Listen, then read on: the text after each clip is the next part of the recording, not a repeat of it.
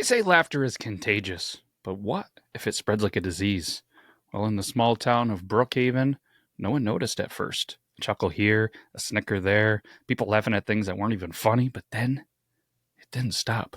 One by one, the town, it fell silent. Not because they weren't laughing anymore, but because they couldn't do anything else.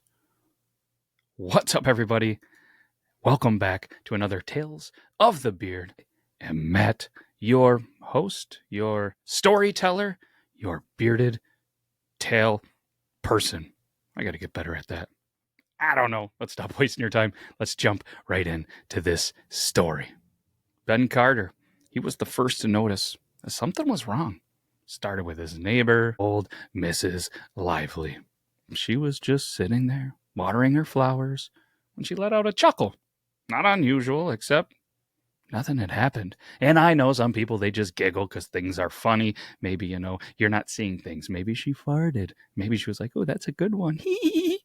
But no, there was no joke, no farts, no conversation, just laughter. Soft, endless giggles. An hour later, she was still standing there, shaking and laughing. And by nightfall, her voice was hoarse. But the sound didn't stop. By morning, neither did she. She was still there, eyes wide, face locked, and an expression of pure joy. Dead. The news, well, it picked this up pretty quickly. It was all over social media.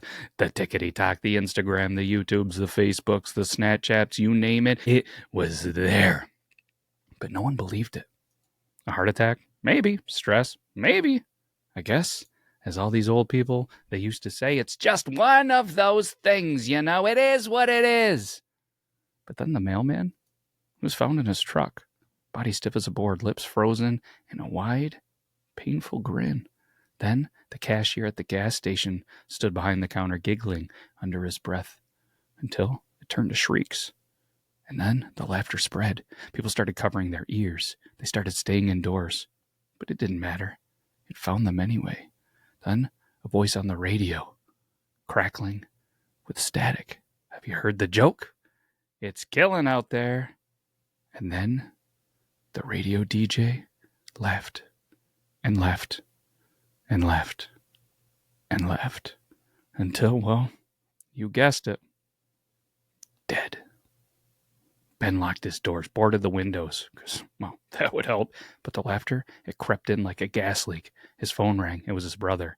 Ben, I can't. His voice cracked. The snicker broke through. I can't stop. A deep breath, then the wheezing, then the giggle. It was someone trying to hold it in. Ben's stomach twisted. Don't listen to it. Just hang up. But the laughter grew. Hysterical. Uncontrollable. Then a thud on the other end of the line. Then silence. Then through the speaker, there was a new voice, low, amused. Knock, knock. Ben threw the phone. The laughter seeped through the walls now, beneath the floorboards. From inside his own head, he clutched his ears.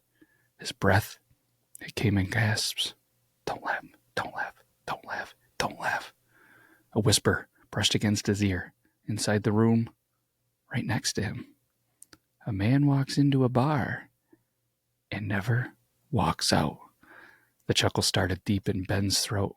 He bit his tongue until, well, he tasted blood. But the joke was already in him.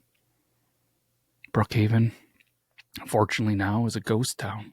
There's no survivors, no signs of struggle, just empty streets and the echoing sound. Some say if you drive through late at night, you can still hear a distant giggle in the wind. And if you listen too long, you might start laughing too. The end. What a tragic tale in, giggling is good until it's not. What happened? What caused it? Who caused it? Well, if you want more, if you want a part 2, let us know in the comments. And we can come up with one. And you know what? It might even leave you giggling. So next time you have one of those weird giggling fits that do happen, just keep in mind, what if it never stops? What if this happened to you in Brookhaven? And if there is some people out there in Brookhaven listening, careful. Do you remember this tale? Or was it completely made up? But either way, we can't thank you for taking some time out of your busy day, your week, your month, your year to listen to another Tales of the Beard.